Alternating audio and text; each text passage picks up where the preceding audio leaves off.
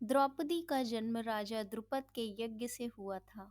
उन्हें भगवान शिव का आशीर्वाद प्राप्त था कि वह असाधारण सुंदरता और गुणों से युक्त होंगी। द्रुपद चाहते थे कि उनकी पुत्री का विवाह एक महान धनुर्धर से हो, जो कुरु वंश को पराजित करने में सक्षम हो। उन्होंने एक स्वयंवर का आयोजन किया, जिसमें शर्त रखी गई कि जो भी धनुर्धर घूमती हुई मछली की आंख को देख के तीर मारेगा, वही द्रौपदी का पति बनेगा। स्वयंवर में कई राजा और राजकुमार उपस्थित हुए, जिनमें कर्ण, दुर्योधन और अन्य योद्धा भी शामिल हुए थे। पांचों पांडव, जो उस समय ब्राह्मण वेश में वनवास पर थे, उन्होंने भी स्वयंवर में हिस्सा लिया था। जब कर्ण ने प्रतियोगिता में भाग लेने का प्रयास किया, तो द्रौपदी ने उन्हें यह कहते हुए रोक दिया कि वह सूत पुत्र हैं और उनसे विवाह नहीं कर सकती। कर्ण इस अपमान से क्रोधित और आहत हुए थे। स्वयंवर की कठिन शर्त देखकर कई योद्धा असफल रहे। अंत में अर्जुन ने धनुर्धर के रूप में आगे बढ़ने का निर्णय लिया। वह ब्राह्मण वेश में थे, जिससे सभा में सभी हैरान रह गए। अर्जुन ने बड़ी सहजता से घूमती हुई मछली की आंख पर निशाना साधा और प्रतियोगिता जीत ली।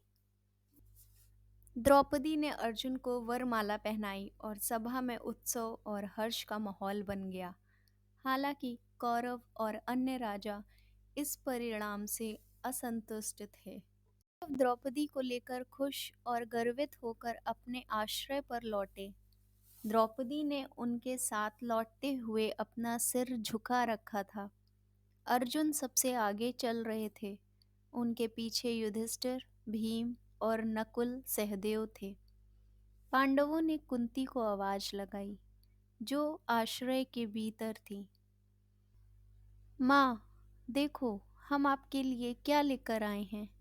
कुंती, जो उस समय रसोई के काम में व्यस्त थी, बिना देखे ही उत्तर देती हैं, जो भी लाए हो, पांचों भाई आपस में बांट लो। कुंती के यह शब्द सुनते ही पांडव स्तब्ध रह गए।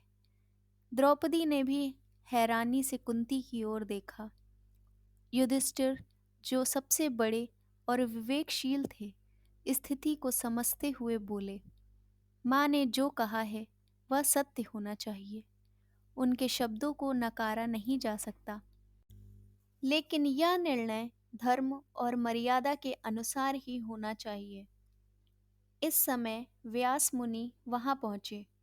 उन्होंने इस स्थिति को देखकर कहा, यह घटना पूर्व निर्धारित थी।